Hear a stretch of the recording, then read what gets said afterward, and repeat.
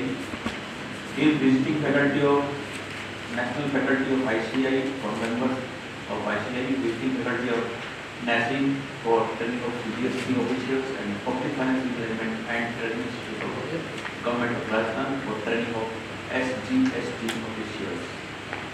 He has secured All India 36 rank in CA Inter in May 2000. Also, he is having PhD in competitive study of existing system of cell tax and proposed system of VAT, and he was office bearer as Secretary Tax Bar Association Jodhpur 2009-2011, Secretary Jodhpur branch of CIRC of ICI for the term 12-13, Treasurer of Jodhpur branch 11-12, and SAICASA Chairman Jodhpur branch CIRC 2010-11. So, such is the profile of our learned speaker. Big round of applause. Now, I would like to felicit our speaker of the day, CA Dr. Advocate Arpita.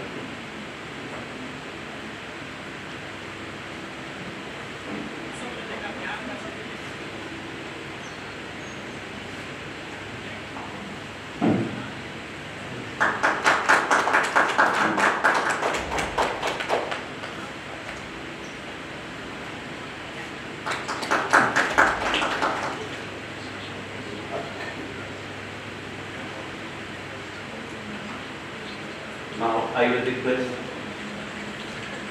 Arpit sir to please take up this topic from the discussion.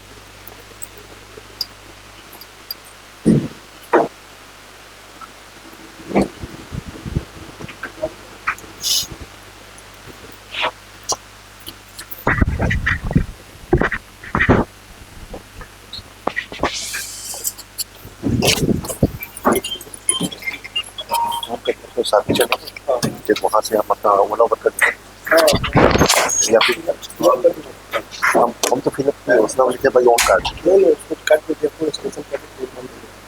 निकलेंगे तब तक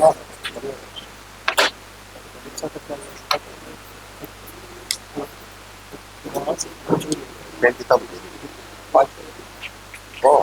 तब क्या 3 बजे निकलना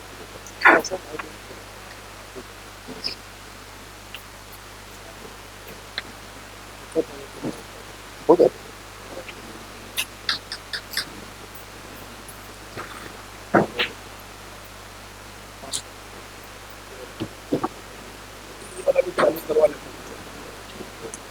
आगे वो चालू होने दीजिए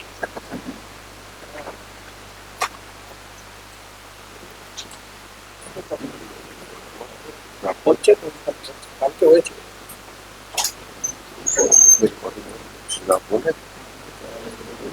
বলছি কালকে হচ্ছিল এটা করে দেন হ্যাঁ হয়েছে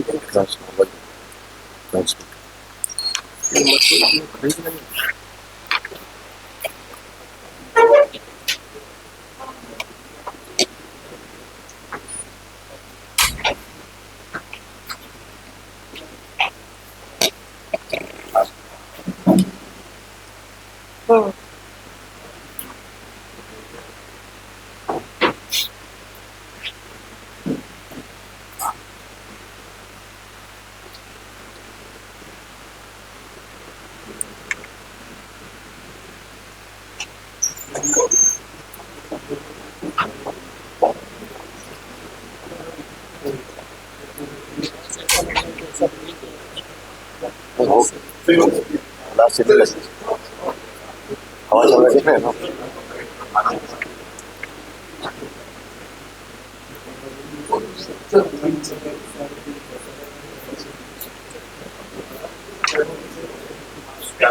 लॉन्ग टाइम में बने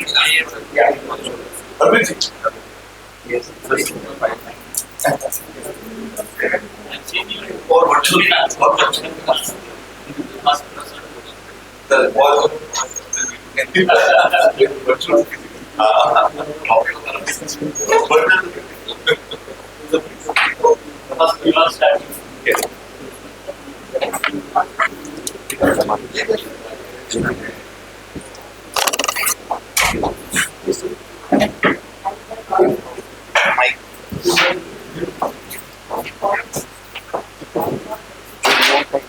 बात करें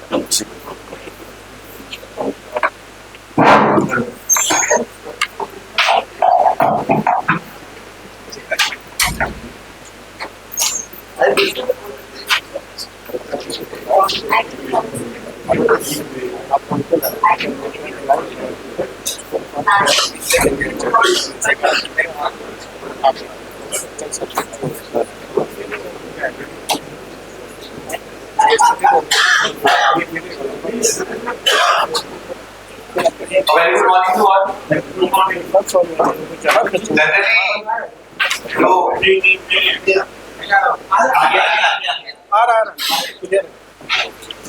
Generally, जो पोस्ट प्रेजेंटेशन होता है वो सबसे मुश्किल होता है, पर आज मौसम इतना अच्छा है कि ये सेशन भी थोड़ा मुश्किल है।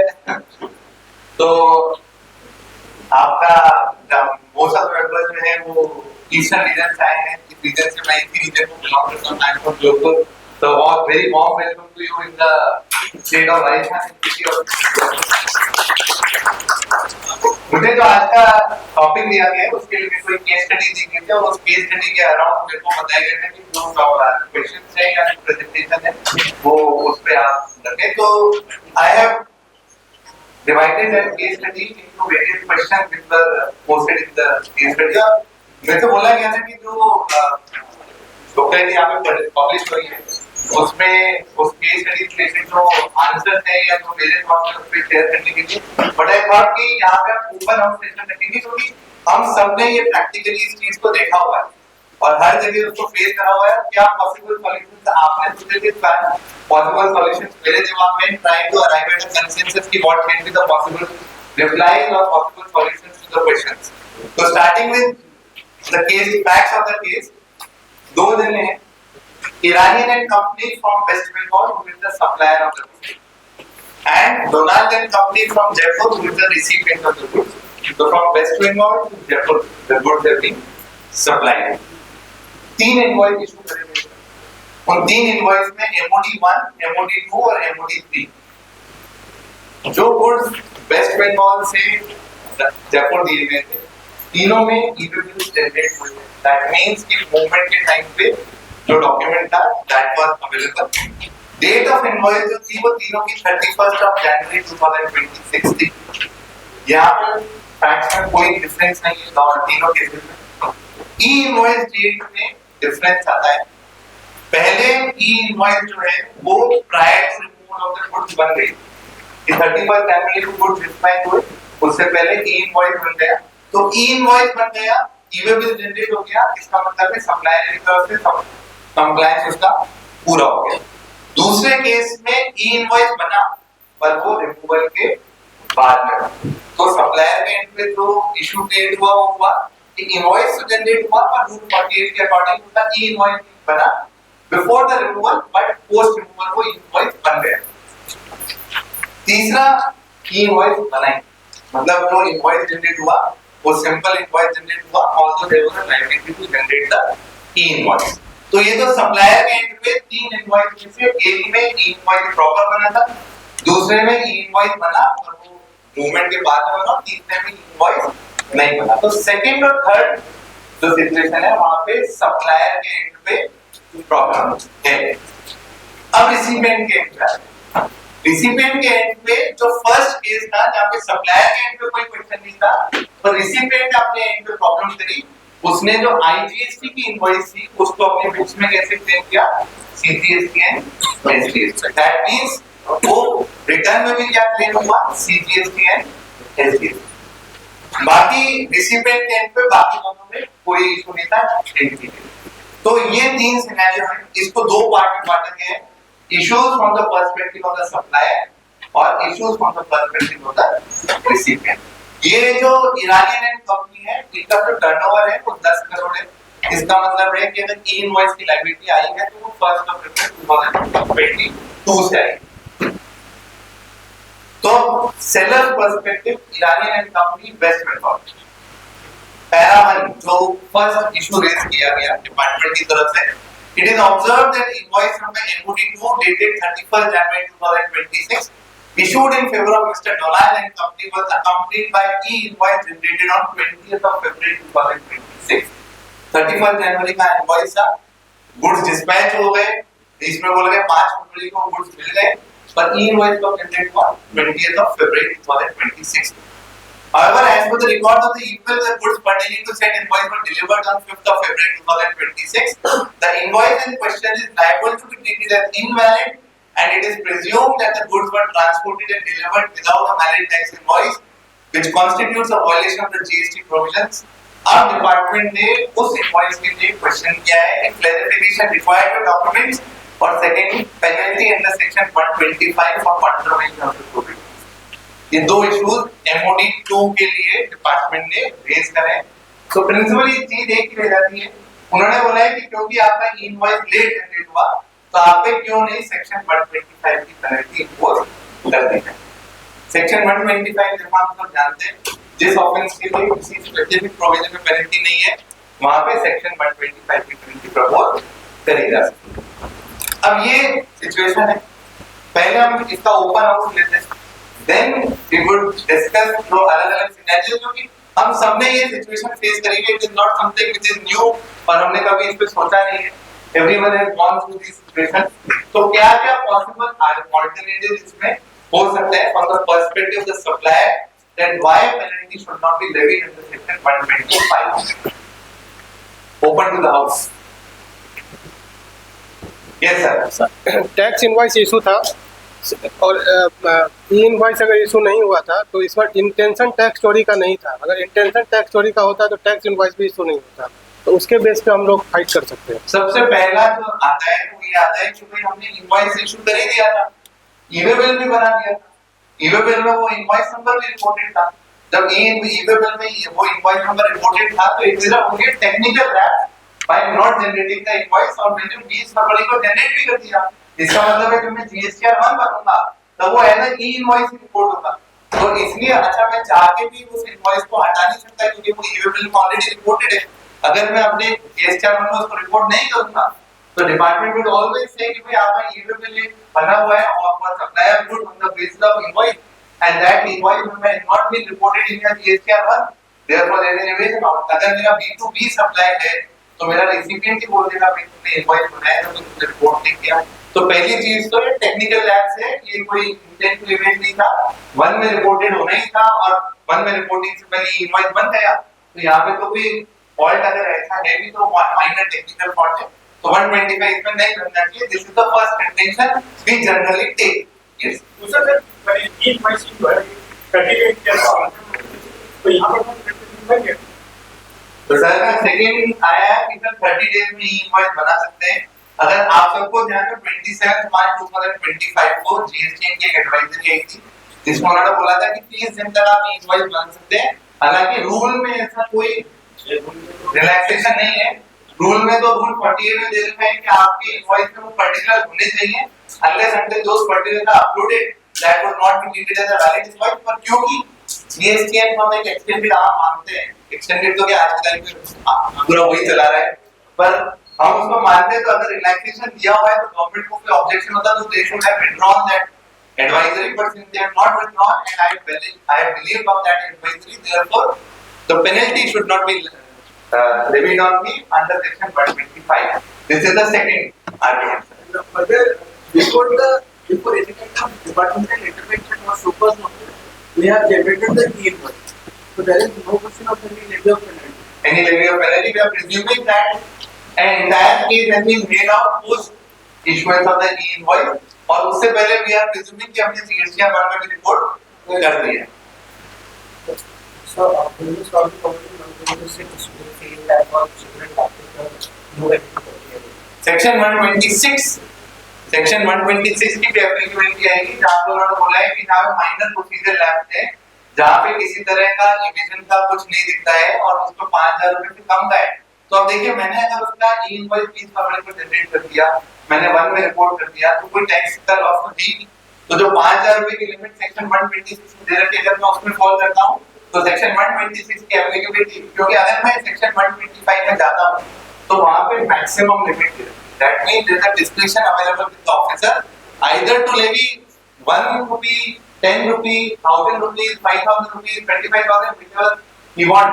और जो judicial precedents हैं, जो pre-GST regime के हैं, उन्होंने ये उसमें ये बहुत clearly बोला हुआ है कि where there is a discretion available with the officer to levy penalty, the levy of penalty has to be commensurate with the default being committed.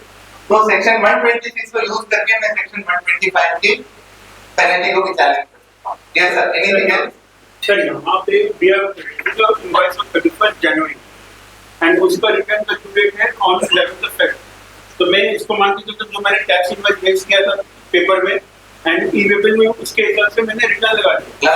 But we are generating the invoice on 20th of February after filing of GST 1. ठीक है, तो मैं उसमें मैंने report तो कर ही दिया 1 में. अगर मैंने उसके बाद भी जनरेट किया तो मैं उसको एडिट करके उसमें ई इनवॉइस पर्टिकुलर अपडेट कर दूंगा. तो यहाँ पर ये भी एंकर देखना पड़ेगा. अब पर वो रिपोर्ट तो 11 जनवरी को हो ही गया. 11 फरवरी को मेरे 1 में तो रिपोर्ट ऑलरेडी हो ही है, ई इनवॉइस के पोस्ट जनरेट हुआ है, पर वो भी मैं एडिट करके कर दूंगा उसमें. और अल्टीमेटली ई वेबल जो है that e waybill already contains the details of the invoice. Yes sir. Anything else? अच्छा, अब इस पॉइंट पे आते हैं, क्या इस ऑफेंस के लिए सेक्शन 125 एप्रोप्रिएट प्रोविजन है या नहीं? क्या इस ऑफेंस के लिए, क्योंकि आप मेरे एससीए में प्रपोज करा 125, अगर मैं 125 को ही चैलेंज कर देता हूं तो मेरे को इन चीजों पे जाने की जरूरत नहीं. Supply of goods without issuance of invoice. Supply of goods without issuance of Because invoice without the invoice is not a valid invoice. So I will say that invoice is not being issued at all. तो आप 120 to 1 2 पे लेके जाएंगे. Sir आप officer मत. yes sir. तो basically अगर violation पूरा तो सब कुछ 128 का होता है. वहां पे चार कैरी का वायलेशन होता है. अगर आप तब पेनल्टी हो सकती है लग जाती है. सिंस ड्यूरिंग द मेन थी कोरोना के बाद कोरोना के दिस इज 129 आपके को होता है आपके को नहीं होता. 122 के लिए मेरे सब प्रोबेबिलिटी तो होना सर का बोला 120 to 1 में supply of good without issuing invoice, क्योंकि वो इनवॉइस ही नहीं है. जो इनवॉइस ही नहीं है तो सर ने आर्गुमेंट देना 30 दिन में मेरे को जीएसटी देता है ऑप्शन, तो इनवॉइस को कैसे नहीं मानते. 30 दिन के अंदर मैंने कर दिया और वो आपका खुद का सर्कुलर इशू करा हुआ है, एडवाइजरी विड्रॉ कर ला, अभी भी तो 1 महीने बाद उसका आपसे विड्रॉ कर ली मैंने, और वो भी बैड डेट पे जाकर तो उसमें एडिट भी कर दिया. विड्रॉ भी नहीं करी, एडिट करके विड्रॉ करी, एडिट कर दिया कि हमको ढूंढे तो मिले ही नहीं कि क्या लिखा था. और तो वो तो व्हाट्सएप पे आ जाता है, इसलिए हम शेयर कर देते हैं, एकदम ऐसे पेज कर देते हैं. ये सर और कुछ इसके अलावा सर अब इसको ऐसा लेते हैं, सेक्शन 122 सबसेक्शन 1 क्लॉज 14, अगर क्या तो transport of goods without specified document exact word is mentioned. Word 22 में लिखिएगा ट्रांसपोर्ट की tax without the cover of section 120 to 114 और सेक्शन 122 सबसेक्शन 3 क्लॉज ई. सेक्शन 122 सबसेक्शन 3 क्लॉज ई. ये देखिए fails to issue invoice in accordance with the provisions of this act or the rules made thereafter, or fails to account, ये तो छोड़ देते हैं, fails to issue invoice in accordance with the provision of this act or rules made thereafter. So is it 122(3) clause E a specific penalty for non-issuance of invoice? अगर मैं आपके end में भी जाऊँ,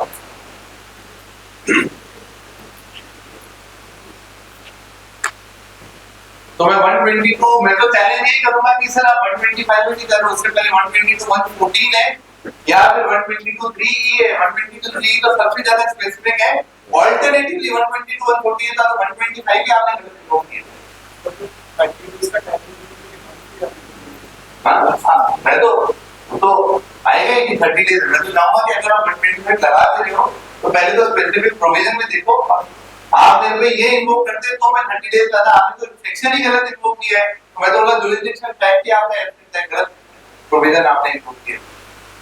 अब इसके लिए 18 अक्टूबर 2023 का एक सीबीएसई का इंस्ट्रक्शन इनवॉइसिंग, उस इंस्ट्रक्शन में क्या लिखा है, पैरा 2 और para 3, the tax authorities may also inform the taxpayer who have exceeded the annual aggregate turnover and mandatorily required to issue invoice through invoicing about the provisions of sub-rule 5 of rule 48 of CGST rule, providing that any invoice issued by such taxpayer in the manner other than manner prescribed under sub-rule 4 of rule 48 of CGST rule, that is other than invoice, shall not be treated as valid invoice. They may also inform that this will be liable to penalty under clause C of subsection B of section 122 of CGST Act in case of their failure to issue invoices through e-invoicing system. इसके बाद paragraph 3, in case of continuous non-compliance of provisions of rule 48 sub rule 4 of CGST rules by the taxpayer who are otherwise required to issue invoice for B2B and export transactions through invoicing, appropriate penal action as mentioned in para 2 above may be initiated under the CGST Act and rules made thereunder. कब करना है तो continuous non compliance हो। To begin with ये 2023 का circular instruction है, emphasis should be laid on the taxpayer who have exceeded aggregate turnover of more than ₹50 crore as sufficient time has elapsed since e-invoicing has been made mandatory for these taxpayers from April 2021। तो अब मेरे को ये जो instruction है ये बहुत सारे ग्राउंड और देता है, बहुत सारे ग्राउंड और क्या देता है कि पहले तो आपको उसको एडवाइस करना है कि तुम उसको सही कर लो, एडवाइस के बाद वो नहीं करता है और कंटिन्यूअस नॉन कंप्लायंस है तो आप उसको पेनल्टी के लिए बोलोगे, और पेनल्टी के लिए भी कब बोलोगे जब 2021 में वो चालू हुआ था 50 करोड़ तक, देखो 50 करोड़ तक के लिए बोल रहे हैं 2023 में, तो मेरा तो 2022 में चालू हुआ था, तो अभी उतना टाइम मेरे को पहले आप मेरे को एडवाइस कर दो, फिर भी अगर मेरा कंटिन्यूअस नॉन कंप्लायंस है तो आप पेनल्टी लगाओगे, पेनल्टी लगाओगे तो किस में लगाओगे 122(3)(c।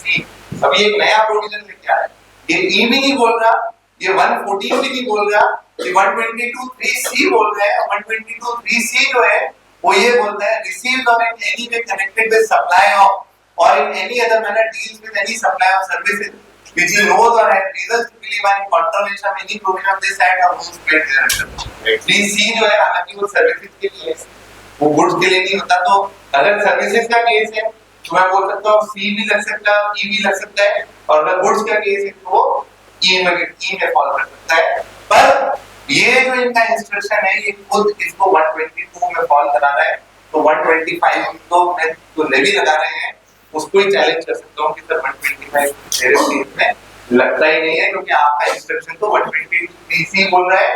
C लगाओगे तो मैं उसको भी चैलेंज कर दूंगा कि गुड्स का केस है, मेरा सर्विस का केस नहीं है, इसलिए C नहीं लगा सकते, और E लगा दिया तो उसके बाद मैं 30 डेज का, नो इंटेंट टू इवेट का, सेक्शन 126 का, ये मिनिमम पेनल्टी लगती थी, वो सारे ग्राउंड्स में रेज कर दूंगा। तो इधर जो क्रिटिकल एस्पेक्ट है, बाकी तो चीजें हम सब देखते हैं कि जो 18 अक्टूबर 2023 का जो सीबीएसई का इंस्ट्रक्शन है ई इनवॉइसेस के लिए जो कंटिन्यूअस नॉन कंप्लायंस के लिए बोलता है, डिस्क्रीट नॉन कंप्लायंस पे पेनल्टी की बात नहीं करता है, that would be relevant to argument draft the reply in such cases. बाकी तो एडवाइजरी के 30 डेज की वो हमको ध्यान लिए, सेक्शन 122(3)(c) और 3(e) आ गया, और एक सेक्शन 126 के जो प्रोविजंस है तो 126(1) बोलता है No officer under this act shall impose any penalty for minor breaches of tax regulations or procedural requirements, and in particular any omission or mistake in documentation which is easily rectifiable and made without fraudulent or intent of gross negligence.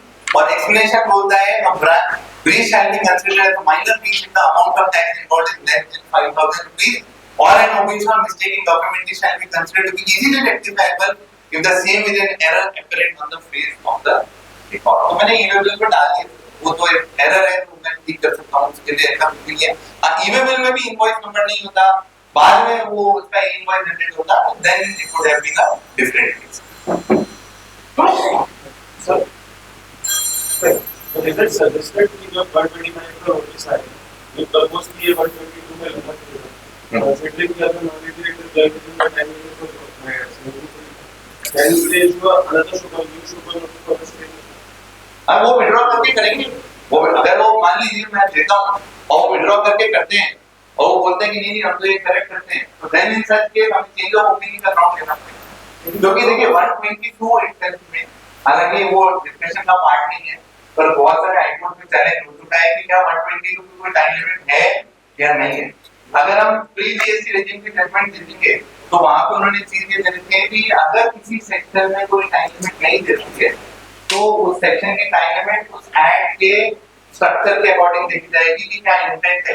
तो अगर मेरा intent कोई prove नहीं करता है तो I would go for issuance of penalty notice under section 122 in line with section 73, और अगर वो इंटेंट टू इवेड अलेज करता है तो then the time limit would be as per section 74, but in no case it can go beyond 4.5 years, even though no specific time limit has been mentioned in section 122.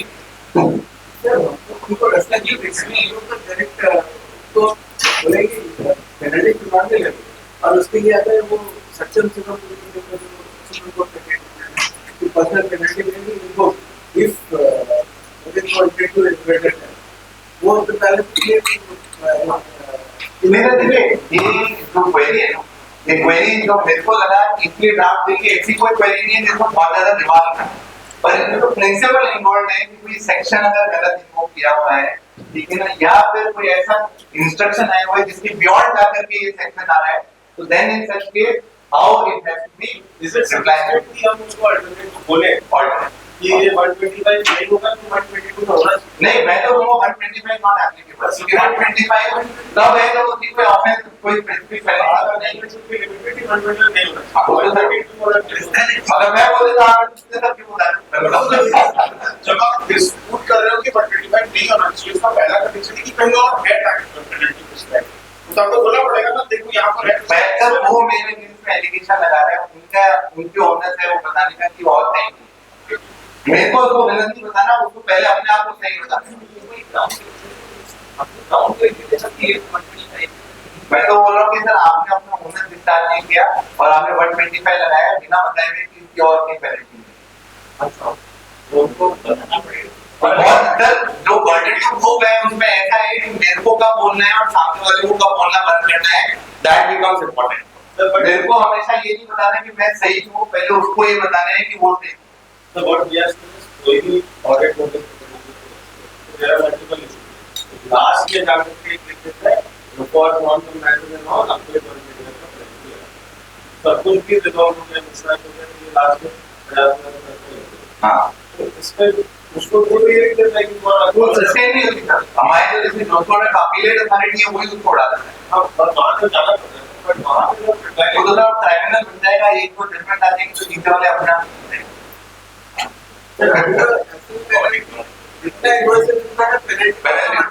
वो तो sir अभी वो एक जगह चल रहा है, ऑफिसर बोल रहा है सबकी एक लगाओ किसी और अलग लगाओ।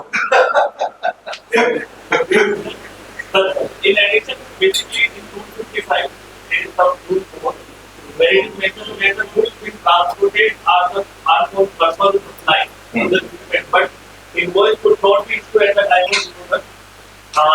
Supplier can issue the supplier can issue a tax after delivery of goods.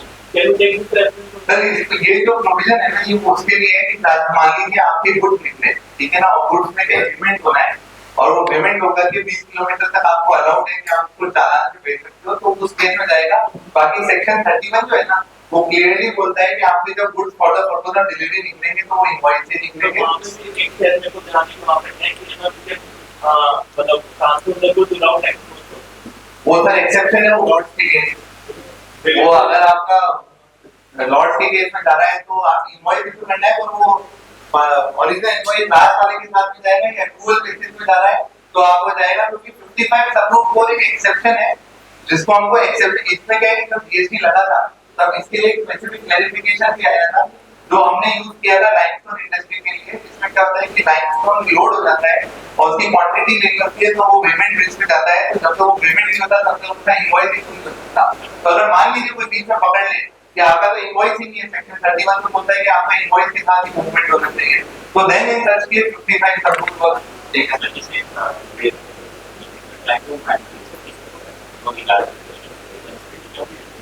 उस टाइम पे हम ये उसका शीट हाँ वो मतलब कई बार ऐसा होता है जैसे आपने जीएसटी आर भरते हैं तो भी मैं कि भाई जिससे जीएसटी आर में जो B2B इनवॉइसेस है वो सारी की सारी इनवॉइस बनी की नहीं बनी, तो कुछ चीजें अपन वहां पे जनरेट करते हैं, तो तब तक अपन नोटिस आने से पहले करते हैं, तब तक तो कोई इशू है ही नहीं।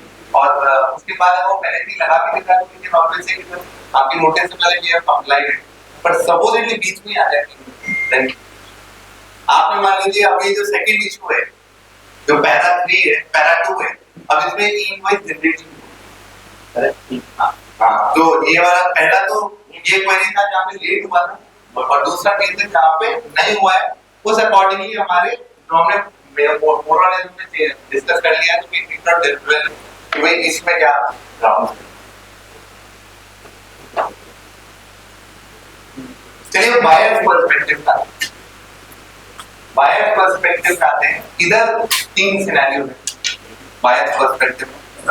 सबसे पहला सिनेरियो है जो 20 फरवरी 2026 को इनवॉइस जनरेट हुआ था, और 20 फरवरी 2026 को इनवॉइस जनरेट हुआ तो डिपार्टमेंट ने बोला कि भाई आपको जो गुड्स मिले, our as per the record of e-bill, the goods pertaining to the said invoice were delivered on 5th February 2026. E-invoice is required to be generated at the time of issuance of invoice or prior to the movement of clarification requirement documents.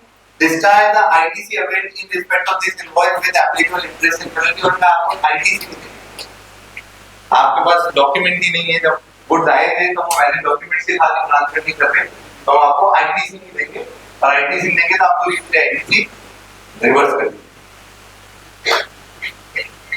तो अब इस case में हमने एक चीज तो देखी कि गवर्नमेंट सप्लायर पर्सपेक्टिव पे बहुत लीनियंट है। इन केस अगर वो कंटिन्यूअस डिफॉल्ट नहीं होना है तो ठीक है, तो पहला ग्राउंड तो ये बनेगा कि सर जो सप्लायर के एंड पे लीनियंट हो, उसको 30 दिन दे रहे हो, तो रिसिपिएंट के एंड पे कैसे करोगे कि रिसिपिएंट कैसे कंट्रोल करेगा कि सप्लायर को करना है कि नहीं करना। और दूसरा रिसिपिएंट को क्या पता है कि उसका टर्नओवर 10 करोड़ से ज्यादा है कि कम है कि क्या है। मेरे पास जब गुड्स आते हैं तब मेरे को देखता हूँ कि इनवॉइस बना कि नहीं बना, और उस समय पता चलता है कि इनवॉइस नहीं बना, तो आप तो मेरे को पोस्ट फैक्टर बोल रहे हो कि मूवमेंट ही बिना इनवॉइस के हुआ है, तो हम तो उसको मानेंगे नहीं, पहले डॉक्यूमेंट को आपको आईटीसी हम रिजेक्ट कर देंगे। तो पहला ग्राउंड तो हमारा बन सकता है कि भाई उनको जब दिया हुआ है रिलैक्सेशन तो हमारा, पर मेजर क्वेश्चन जो आएगा वो क्वेश्चन आएगा क्या मेरे को आईटीसी देना है, हो सकती है क्या मेयरली बिकॉज़ इनवॉइस नहीं है और इनवॉइस सब्सिक्वेंट जनरेट हुआ है या मान लीजिए जनरेट नहीं हुआ है। both the case often the recipient know whether the supplier is liable to generate the even not। वो तो सर मैं उससे पहले वही बोला कि भाई ये ग्राउंड आपके हाथ में इसी का इंस्ट्रक्शन अपडेट होती है, इस एक्सेल शीट में सारे जीएसटीआई होते हैं जिनको इनवॉइस बनाना है। सर आप एक बार पॉइंट बता दो उसी का आपके मतलब point number 1 is invoice have to generate it, we can always take the ground in 30 days के पास time and all that compliance has been made good, but when the ruling itself says that your invoice should be accompanied by an invoice, otherwise it should not be treated as a valid invoice। So अगर मेरा invoice बना ही नहीं after 30 days also, then I have taken the GST on the basis of an invalid invoices। ये तो sir अभी आप 30 days बोल रहे हो जहाँ पे अलाउ होगा, जहाँ पे अलाउड ही नहीं है। मान लीजिए कोई फॉरवर्ड को अलाउड ही नहीं होता है, और मान लीजिए मेरा इनवॉइस 31 जनवरी को बन गया, मेरे पास 15 फरवरी को आया, 15 फरवरी को मैंने देखा क्या इसमें तो ये इनवॉइस बनाया नहीं, अभी इनवॉइस बनाया नहीं, तो अब उसका क्या करें? we can always say discount that what's the fault of the supplier and it's not our fault that वहाँ पे 16C के काम देते हैं. तो पहला क्या मैं ये एडमिट कर दूंगा कि 16(2)(b) में 16(2)(a) में मेरा फॉल्ट है, क्योंकि जब मैं ये पॉइंट पे जाऊंगा कि सप्लायर का फॉल्ट है तो इसका मतलब है 16(2)(a पे अप्लाई मान रहा हूँ. पहले वो गुजरात हाईकोर्ट का 16(2)(c) का जजमेंट आया है, उन्होंने पता नहीं क्या क्या तो बोल दिया लास्ट में कि एक राउंड बोल दिया कि ना गवर्नमेंट कुछ कर लो ताकि जेन्युइन और इनजेन्युइन सप्लायर को कर दो, बट दैट जजमेंट इज कई जगह वो सर्कुलेट हुआ है landmark judgment, it is not a landmark. उन्होंने साइल कंस्ट्रक्शन का तो पूरा हाईकोर्ट के जजमेंट को भी डिस्टिंग्विश कर दिया, जिसने सारे जजमेंट को कंसीडर करके दिया था और लगा था कि अब ये एक ही जजमेंट रिलाय हुआ करना है तो बाकी सब आप देंगे, पर गुजरात हाईकोर्ट ने उसको भी डिस्टिंग्विश कर दिया कि उन्होंने प्रॉपर्ली उसको अंडरस्टैंड किया. तो अब क्या मैं 16(2)(a) का नॉन कंप्लायंस मेरे मानो, क्योंकि पहली चीज तो बोला कि मैं अब आईटीसी करो तुम मान लो. Basically 16(2)(a) ultimately satisfy your ultimately point बना. So again conditions satisfied then eventually there will be a process taking the conditions to be satisfied first before you can see the part of debate, but that is very clear in my view that eventually it needs to be satisfied. So the only thing which can come into picture is whether I took the ITC before I should have satisfied the conditions. मेरे हिसाब से 16(2)(a) इनके satisfied because team was ultimately winning. और second वाला scenario क्या है that definitely वही वहाँ पे थोड़ा सा 48-5 हमारे अगेंस्ट. तो वहाँ पे हमको वो जो बोला कि हमें we cannot force the supplier to comply. जैसे मान लीजिए कि कई बार ऐसा होता है कि वो डिपार्टमेंट बोलता है कि मैं आपकी इनवॉइस पे जीएसटी नंबर नहीं लिखा हुआ, रूल 36 के कारण वो मैंडेटरी कंप्लायंस है, तो हम उसमें क्या बोलते हैं कि सर ठीक है तो मेरे को एस्टैब्लिश सारी चीजें हो गई, मेरे पास गुड्स आए हुए हैं, मेरे पास प्रॉपर डॉक्यूमेंट है, और जब उसे जीएसटीआर 1 में अपलोड कर दिया तो फिर आप कैसे बोल रहे हो कि वो है इसको तो प्रोसीजर लैब से मिलेगा वो प्रोसीजर लैब से 126 को ले जा करके और फिर इसको आर्गुमेंट लेना पड़ेगा.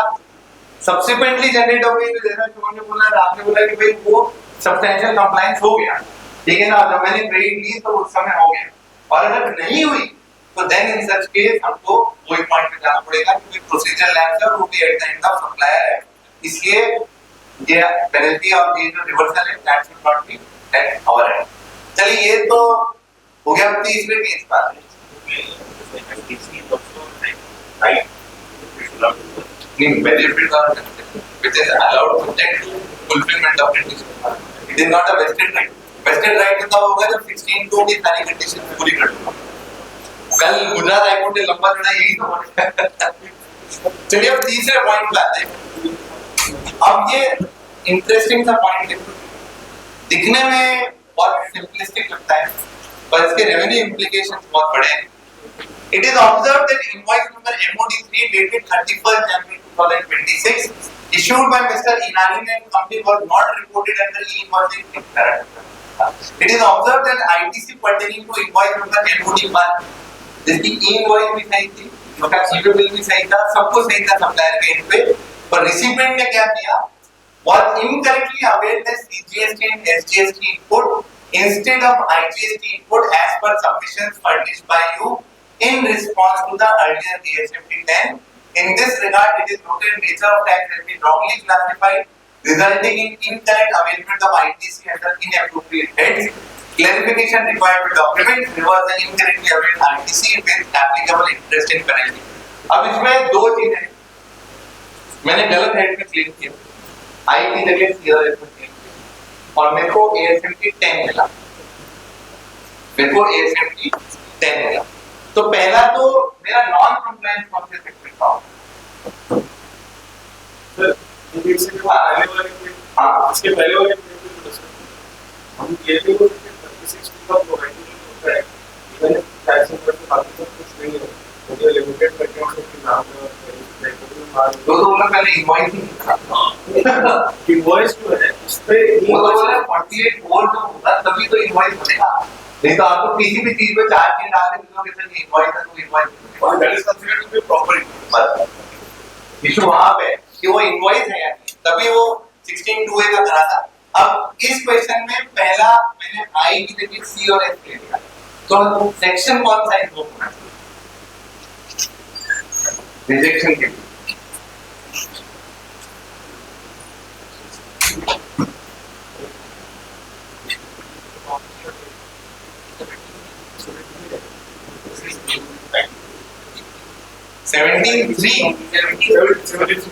नहीं, वो तो रिकवरी का हो गया। नॉन कंप्लायंस कौन से काम का? ये बिल्कुल ऑफिसर 16 पता नहीं ये 20 16 का तो बाकी अपने आप से ढूंढता रहेगा कौन सा है, फिर खुद ही बता देगा कि यार मैंने इसका नॉन कंप्लायंस नहीं किया, तो ऑफिसर बोलेगा मैं यही तो ढूंढता है कौन सा लिखता है। तो कौन से प्रोविजन का नॉन कंप्लायंस? हाँ, अगर सीजीएसटी या एनजीएसटी क्लेम किया है इन प्लेस ऑफ आईजीएस, तो ये बोला 16 रूल सही है, पार्ट सही है, पार्ट सही है, पार्ट गलत नहीं है। हाँ, वही उसमें जमा आईजीएसटी में करा है, आप टैक्स का आपका सीजीएसटी डेफिनेशन में तो कितना अलग है, भले एक सेक्शन तो 16(2)(c) लग सकता है, दूसरा 16(2)(a) तो समझ सकते हो। हाँ, हम थोड़ा सा डबल ए से पहले वाले टाइम डबल ए आ गया तो 2B और 3B के मिसमैच में आ जाएगा। अब वैसे इसमें टाइम पीरियड 2026 दे रखा है, पर हम मानते हैं कि क्योंकि जब से 2B आ गया उसके बाद से इस तरह के इश्यूज आने बंद हो गए, क्योंकि 2B में आता है तो वो ऑटो पॉपुलेट हो जाता है, जब ये इशू काम में आएगा तो मैनुअली प्रिंट होगा।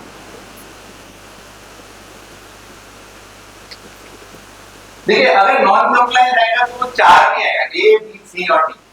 A भी नॉन कंप्लायंट, A का भी नॉन, क्योंकि मेरे पास डॉक्यूमेंट है वो I का है, मैं क्रेडिट कार्ड पे क्लिक करता C और F।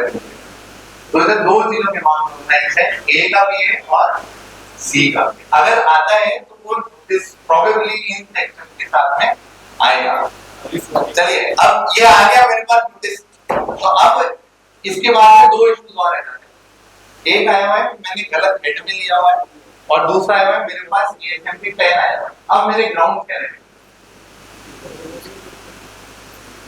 एक तो रेवेन्यू, हाँ एक तो revenue, The order is that I can allow IGST against non-state. तो मैं लोगों को लेता नहीं तभी नहीं कर सकता। ठीक है, एक तो रेवेन्यू न्यूट्रलिटी का ग्राउंड क्या, अभी हम इसको भी डिस्कस करेंगे कि रेवेन्यू न्यूट्रल है या नहीं।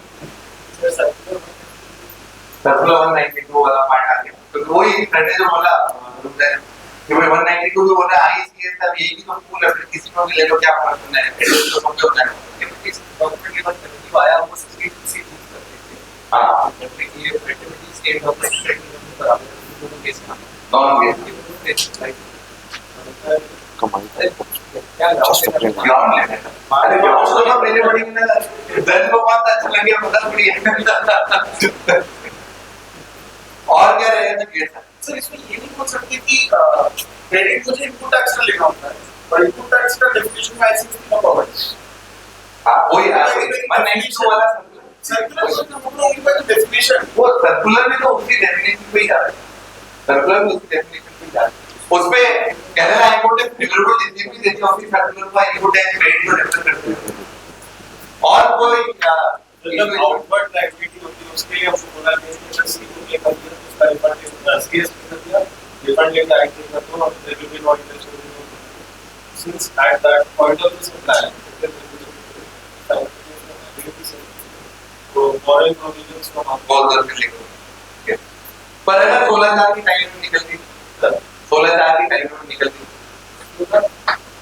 तो सर क्यों फर्क पड़ेगा ना, मुझे तो टाइमली क्रेडिट लेना है, क्रेडिट तो नहीं लिया तो टाइम लिया सर, वॉलेट तो एक ही है, पॉकेट्स अलग है, अलग अलग सर रिवर्स करके नहीं ना, नहीं रिवर्स करके डिक्लेयर करने का सिर्फ 37 का टाइम लिमिट नहीं है, बाकी सब में टैक्स लेना है। Yes sir basically sir section 77 सप्लायरिंग एंड को उन्होंने रिलेक्सेशन देने के आप अगर गलत सप्लायर पे आप टैक्स गलत चार्ज करते हो तो आप सही टैक्स आ जाके रिफंड ले सकते हो, पर डिसिपेंडेंट को उन्होंने कुछ साइलेंट ही छोड़ा है, तो आप ये बोल सकते हैं 77 आप सप्लायर के लिए ऑप्शन मिल गया, डिसिपेंडेंट को नहीं दिया, तो हम भी ऐसा इसको रिवर्स करके आईटी ले सकते हैं। तो बोले कि जो चुप रहने का मतलब बेनिफिट देना है कि बेनिफिट नहीं देना है।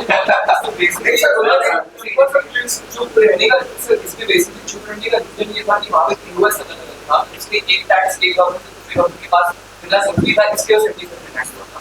बट 16 में ये प्रोविजन इसलिए नहीं बनाया कि अल्टीमेटली टैक्स इनकी पॉकेट में जा रहा है, इस वजह से एक का इम्प्लीमेंट होने का लॉजिक नहीं बैठता, इसलिए नहीं आया। तो उस लॉजिक पे चलिए, तो अरुणा ने सेक्शन रेवेन्यू न्यूट्रलिटी का बोला है, आपने बोला है कि सर इनपुट टैक्स क्रेडिट एक बकेट है, उसको हम अभी इसके बाद में डिस्कस सर नवंबर तक तो हम लोग कर ही सकते हैं, उसके बाद ही कैन ऑन तो फाइनेंस का टाइम चला। तो यहाँ पे जब AS5010 आया है और अगर मेरे पास 16 की टाइम लिमिट है तो मैं बाकी टेक्निकलिटी में जाऊंगा ही नहीं, क्योंकि 16 AS5010 मेरे को 30 डेज का टाइम पीरियड देता है कि मैं उसको सही करके अगर नोटिस के विदिन 30 डेज में सही कर दिया तो वो AS5011 से वो रिप्लाई करा जाएगा और AS5012 में ड्रॉप हो जाएगा।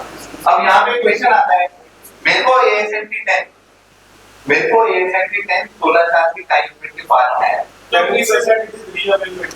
हां, जनवरी से इट इज रीअवेलमेंट। तो रीअवेलमेंट तो होगा, क्योंकि अवेलमेंट तो वो तो नल में बोल रहे हैं कि वो आईटीसी मानोगे तो रीअवेलमेंट का आएगा, और आईटीसी की मानोगे आप बोलोगे अलग अलग रेट वाले हैं तो रीअवेलमेंट। अब यहाँ पे अपन एक चीज करते हैं, फिर हम इसको रेवेन्यू न्यूट्रलिटी और आईटीसी के पॉइंट पाएंगे। इसमें एक इंपॉर्टेंट पॉइंट है, AS5010 आया हुआ है। अब AS5010 में दो सिनेरियो, एक तो मेरे पास अगले साल के नवंबर से पहले दिन आया तो मैंने अगले रिटर्न में लेकर के उसको सही कर दिया तो मैटर ही खत्म हो गया, अगले रिटर्न में या नवंबर तक भी कर दिया तो कोई प्रॉब्लम नहीं। मेरे पास AS5010 आया नवंबर खत्म होने के बाद। अब AS5010 में मेरे को सेक्शन 61 सबसेक्शन 3 में टाइम लिमिट दी गई है कि विदिन 30 डेज आप अगर इसको सही कर लेते हो या फिर जो रिप्लाई देते हो प्रॉपर है, तो क्या मैं उसमें बोल सकता हूँ कि सर ये तो 61 की टाइम लिमिट है 30 डेज की, इट ओवरराइड 16 कोड। और अगर आपने मेरे को AS5010 नवंबर के बाद में दिया है तो उस दिन तो वो इनएलिजिबल क्रेडिट नहीं हुई, तो मेरे को 16 कोड नहीं, उस समय इनएलिजिबल क्रेडिट का एक ही प्रॉपर रिप्लाई है क्या रीअवेल करके आप उसको करेक्टली क्लेम नहीं करते। तो चलिए AS5010 का 61 वाला पॉइंट देखते हैं। अब सेक्शन 77 पे आते हैं, फिर उसके बाद अपन उस पे जाएंगे।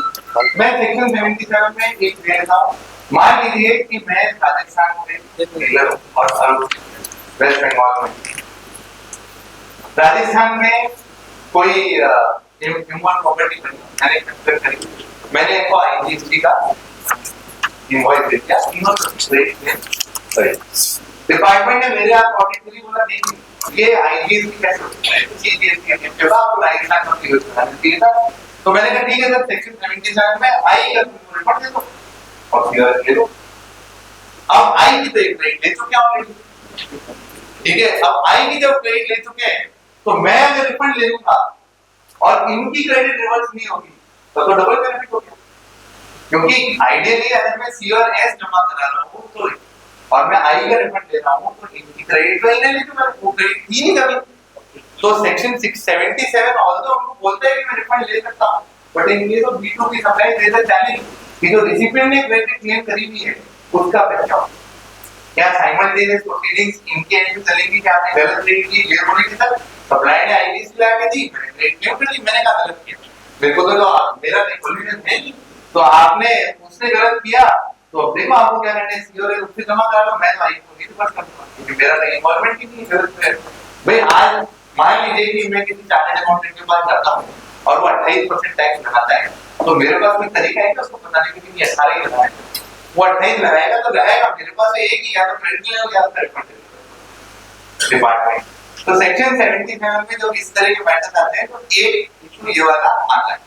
अब हम सीजीएसटी एनसीएसटी क्रेडिट की मैंने आईजीएसटी, इसमें एक बहुत इंपॉर्टेंट प्रोविजन है जो मुझे पता नहीं कि जितना डिस्कस होना चाहिए उतना डिस्कशन में आया नहीं, पर मेरे को लगता है कि वो एक बहुत रेलेवेंट पार्ट प्ले करेगा जब इस पॉइंट के इंटीग्रिटीज में जाया जाएगा। और वो प्रोविजन है सेक्शन 17 और section 18 IGST act which talks about settlement of revenue between the states in case of IGST। अब हम सेक्शन 17 और 18 पे जाएंगे, फिर वापस से हम इस क्वेश्चन को रिविजिट करेंगे कि जो 17 और 18 का सेटलमेंट वाला पार्ट है उसके बाद इस क्वेश्चन का आंसर क्या होना चाहिए। रेवेन्यू न्यूट्रलिटी, मेरा इन्वेंटरी रेवेन्यू था, वो सब है। Now let's revisit section 17 and 18 of IGST. Section 17 of IGST act कहता है apportionment of tax in settlement of fund. इससे पहले सेक्शन 17 से पहले हम सर्कुलर नंबर 170 पे थे। सर्कुलर नंबर 170 जो जुलाई 2022 में आया था, उसमें क्या बोला गया था कि आपकी जो 2B में क्रेडिट आ रही है वो एज इट इज आपको 3B में देनी पड़ेगी। उसके बाद 4B1 में जो परमानेंट रिवर्सल है वो 4B1 में जाएगा, जो टेम्परेरी रिवर्सल है वो 4B2 में जाएगा, और जो क्रेडिट 16/4 से बाहर है या जो इंट्रा स्टेट सप्लाई है जो आपके स्टेट में दिख रही है, जैसे मैंने होटल की सप्लाई में राजस्थान में ली, महाराष्ट्र में ली, पर मेरे भी 2B में दिख रही राजस्थान में, तो वो 4D2 में जाएगी। ये सर्कुलर नंबर 170 था। इसके साथ में सेकंड जो जीएसटी का बेसिक प्रिंसिपल है, रेवेन्यू किसको बिलोंग करता है, जहां पे वो सर्विस है वो अल्टीमेटली कंज्यूम होते हैं। अब कंज्यूम होने का मतलब क्या है, पहला वो देना जो B2C है, मतलब तो कंज्यूमर है। दूसरा वो देना जो या तो क्रेडिट ले नहीं सकता क्योंकि ब्लॉक क्रेडिट है, या फिर तीसरा वो देना तो एक्सक्लूसिवली एग्जेम्प्टरी सप्लाई है। ऑल्दो लास्ट के दो में वो रजिस्टर्ड है एज अ B2B, पर वो क्रेडिट क्लेम नहीं कर सकता। तो तीन सिनेरियो होते हैं एज अ कंज्यूमर ट्रीट करने के। एक तो मैं रजिस्टर्ड नहीं हूं, दूसरा मैं रजिस्टर्ड हूं पर वो क्रेडिट मेरे ब्लॉक क्रेडिट, तीसरा मैं रजिस्टर्ड हूं पर मैं एक्सक्लूसिवली एग्जेम्प्टेड सप्लाई में या पार्टी एग्जेम्प्टेड सप्लाई में डील कर रहा हूं, तो मैं एज अ कंज्यूमर ट्रीट करता हूं। इन तीनों प्रिंसिपल्स पे अपन सेक्शन 17 देखते हैं। Out of integrated tax paid to the central government, ये बोलते हैं कि जो सेंट्रल आईजीएसटी पे किया गया है इसका 50% स्टेट को जाएगा और 50% सेंटर को जाएगा। कब जाएगा? In respect of interstate supply of goods और services of both to an unregistered person or to a registered person paying tax under section 10 of CGST Act. एक तो अनरजिस्टर्ड पर्सन को मैंने सप्लाई दी नहीं तो 50-50 सेंटर और स्टेट में distribute हो जाएगा। एक मैंने उस रजिस्टर्ड पर्सन को सप्लाई दी नहीं जो सेक्शन 10 में कंपोजिशन में रजिस्टर्ड है, तो ये टैक्स है वो सेटल हो जाएगा, सेंटर में 50% और स्टेट में 50%। क्यों? जब B2C है तो फाइनल कंज्यूमर है, सेक्शन 10 है तो फाइनल कंज्यूमर है, तो क्रेडिट क्लेम नहीं करेगा। इसमें वो रजिस्टर्ड पर्सन नहीं है जो क्रेडिट लेने के लिए एलिजिबल है, ठीक है। इसमें वो रजिस्टर्ड पर्सन है जो सिर्फ सेक्शन 10 में रजिस्टर्ड है, दैट मींस द कंपोजिशन। दूसरा, in respect of interstate supply of goods और services of both where the registered person is not eligible for input tax credit, that means a block credit. अब block credit को supplier को identify नहीं सकता, ऊपर तो supplier identify करके देता है। कैसे करता है? 3.1b में जब वो बोलता है कि मैंने, इसलिए आपको ध्यान दूं सर्कुलर 170 बोला गया कि 3.1b नहीं डालोगे तो हम आपका 125 में आपको पेनल्टी लगा देंगे क्योंकि आप प्रॉपर रिटर्न नहीं करोगे, क्योंकि वो 3.1b जो है वो रेवेन्यू सेटलमेंट है। अगर मैं 3.1b डालूंगा कि ये मेरी B2C सेल है जो मैंने वेस्ट बंगाल में करी है, ये मेरी सेक्शन 10 की सेल है जो मैंने वेस्ट बंगाल में करी है, तो इसका मतलब वो पैसा हाथों हाथ 50% सेंटर में और 50% स्टेट में डिस्ट्रीब्यूट हो जाएगा। दूसरा, वह रजिस्टर्ड पर्सन इज इनएलिजिबल, तो एज अ सप्लायर मैं बोल नहीं सकता क्यों कैसे इनएलिजिबल है, तो मैं तो सप्लायर में B2B दिखाऊंगा। अब रेसिपिएंट क्या कर रहा है, सर्कुलर नंबर 170 में वो खुद बता रहा है 4B1 में डाल के कि मैं इस क्रेडिट के लिए एलिजिबल नहीं हूं और मैं परमानेंटली इसको रिवर्स कर रहा हूं।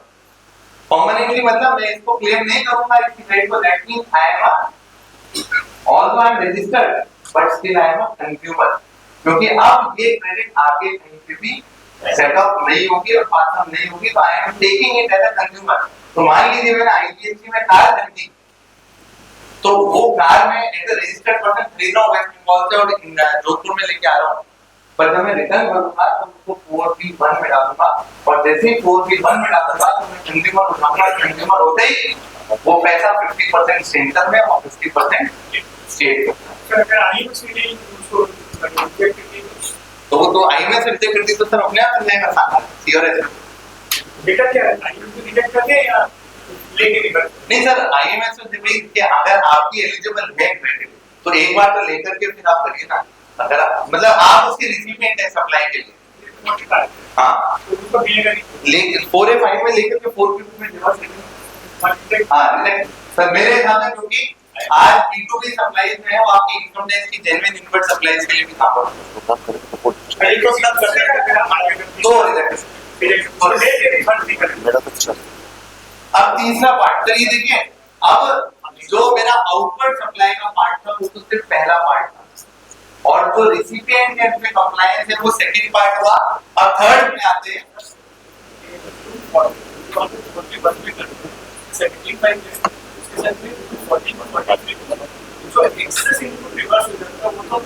तो उसके लिए अगर हम तो क्या करते हैं कि 42 43 को 70 30 के रेशियो में 70% 4B1 और 30% 4B2 ताकि कल को रिक्लेम करना पड़े तो ऐसा नहीं हो कि रिक्लेम करने के लिए कुछ बचे ही।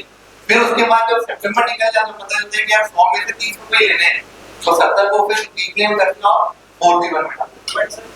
वो तो बोलता है कि हम अगर एक्सेस रिवर्स कर दिए तो निकले एक्सेस को नेक्स्ट सितंबर तक ले सकते हैं। वही तो हम 70 लाइक अगर मैं 40% भी कर दे रहा हूं पर वो आपके फिर रिक्लेम स्टेटमेंट में नेगेटिव बैलेंस कर जाएगा तो फिर वो इशू रहेगा इसलिए उसका वर्ड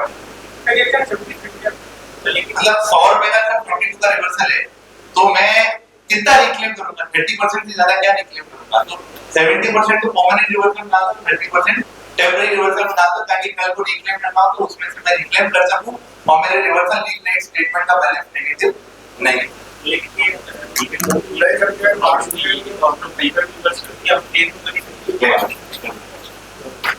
चलिए सर ये तो हुआ सेकंड पार्ट।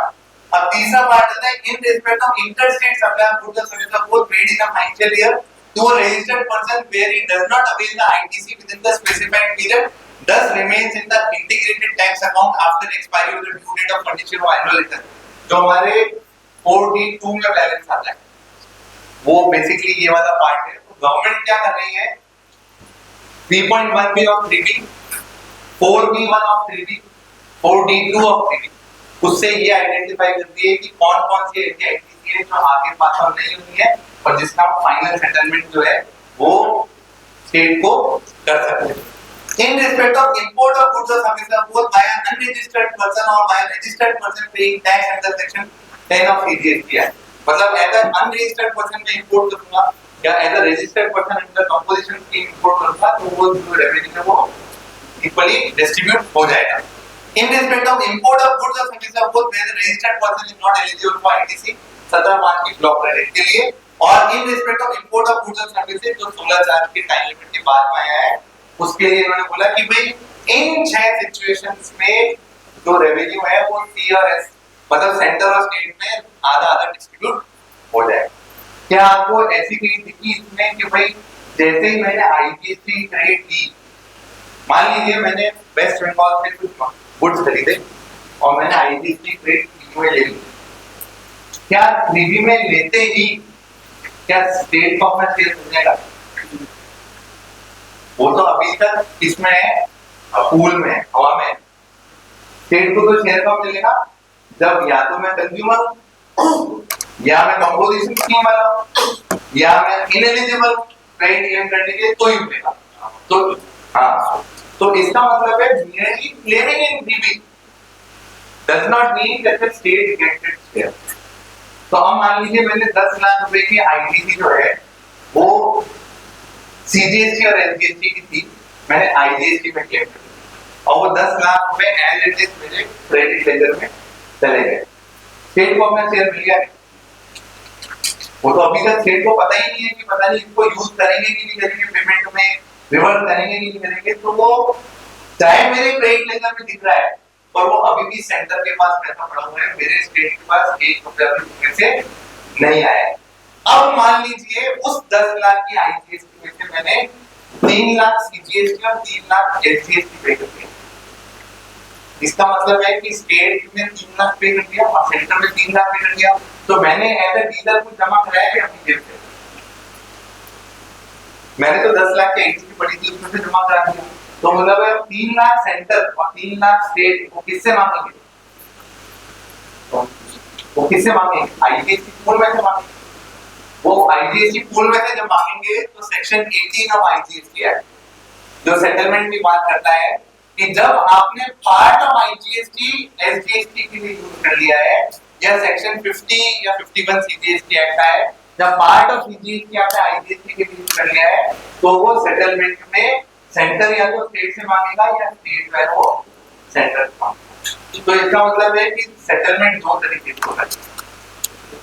ये इसलिए बता रहे हैं कि जब हम रेवेन्यू न्यूट्रलिटी का राउंड लेते हैं और जब ट्राइब्यूनल इसमें डिटेल में जाएगा, तो क्या रेवेन्यू न्यूट्रलिटी का राउंड एक्चुअल में होल्ड करेगा या नहीं करेगा। और अगर वो रेवेन्यू न्यूट्रलिटी का राउंड होल्ड नहीं करता है, तो हमारा ऑल्टरनेटिव राउंड साथ में क्या होना चाहिए, ये जरूरी है। क्योंकि उस समय बेंच ने बोला कि आप तो रेवेन्यू न्यूट्रलिटी बोल रहे हो, रेवेन्यू न्यूट्रल है ही नहीं है। देखो ये एग्जांपल है, रेवेन्यू न्यूट्रल है ही नहीं, आप क्या रेवेन्यू न्यूट्रल बोल रहे हो, है ही नहीं, तो आपका तो ग्राउंड रिजेक्टेड है तुम्हारा।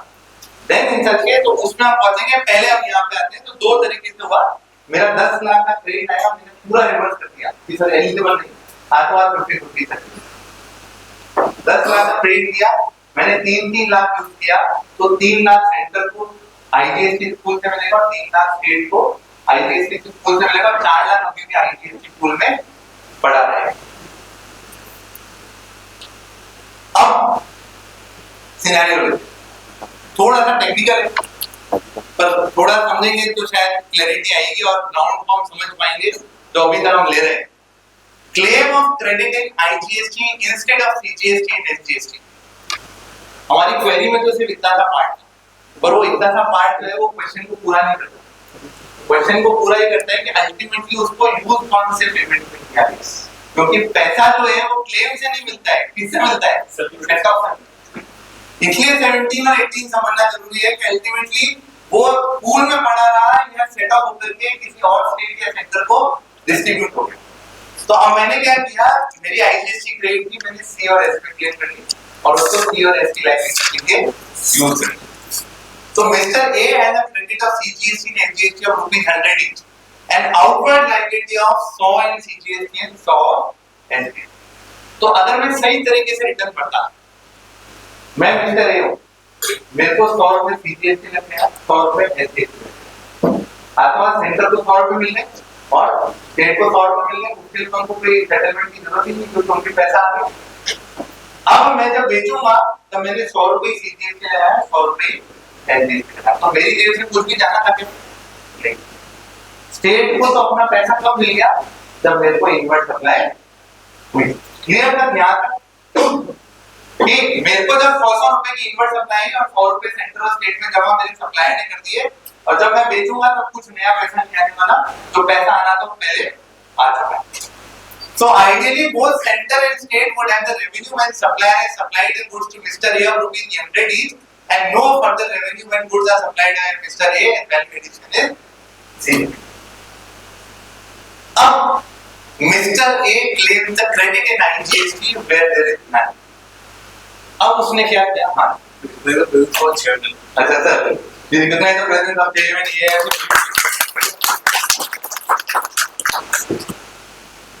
तो अब मैंने क्या किया, सी और एस में क्रेडिट लेनी थी, मैंने 200 रुपए आईजीएसटी में लिखे।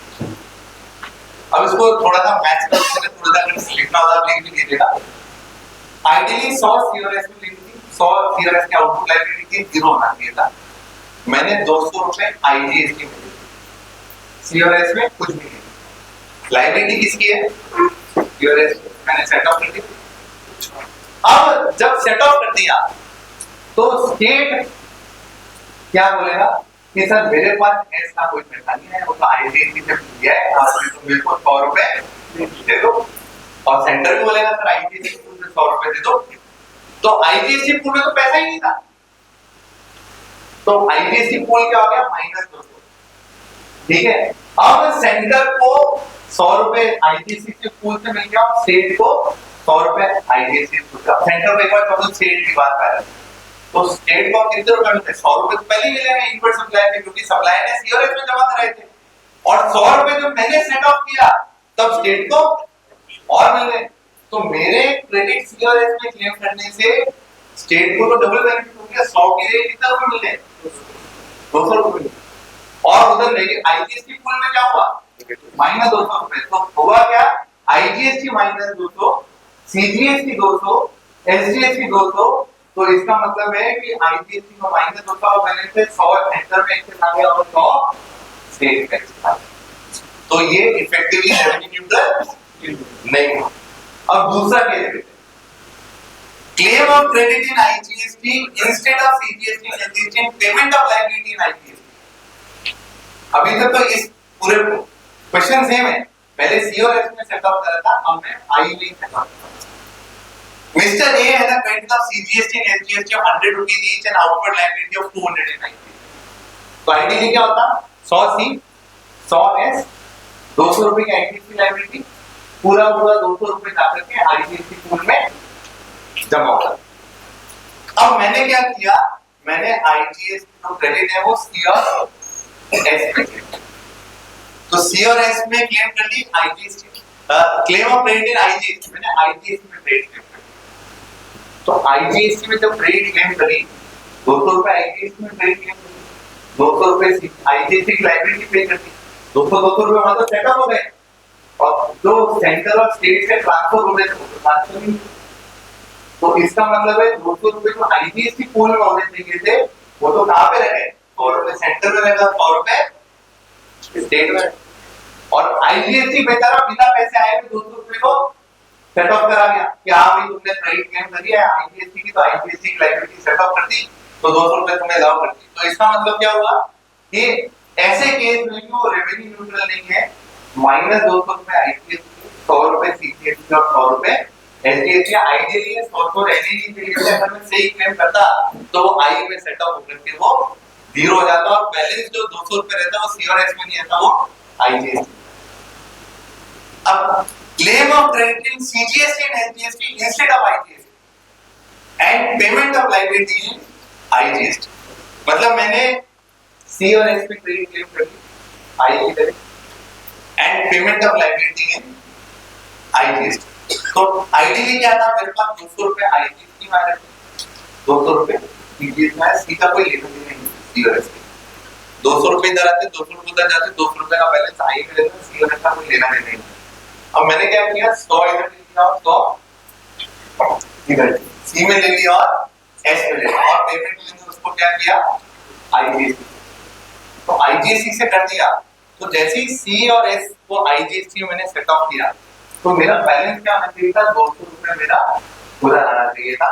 तो अब क्या करेगा, IGST ने सेट ऑफ किया तो IGST क्या बोलेगा, भाई वो जो तुम्हारी ITC ली हुई है ना वो हमको ट्रांसफर, तो इस केस में क्या होगा, C और S जो होगा -100 हो जाएगा, क्योंकि उनके पास कोई पैसा था ही नहीं, तो मेरे क्रेडिट क्लेम करने से उनको वो IGST में उनको सेट ऑफ कर दिया। तो so ideally IGST pool would have the revenue when supplier supplied the goods to Mr. A of 100 and no further revenue when goods are supplied to by Mr. A। तो शुरुआत होना क्या चाहिए था, 200 रुपए IGST में होने चाहिए थे और उसका कुछ इम्पैक्ट नहीं चाहिए था। Now Mr. A claimed the credit in CGST and SGST when there is none। Therefore by this way both center and state would lose ₹100 revenue each, and liability of IGST would be set off from CGST and SGST credit।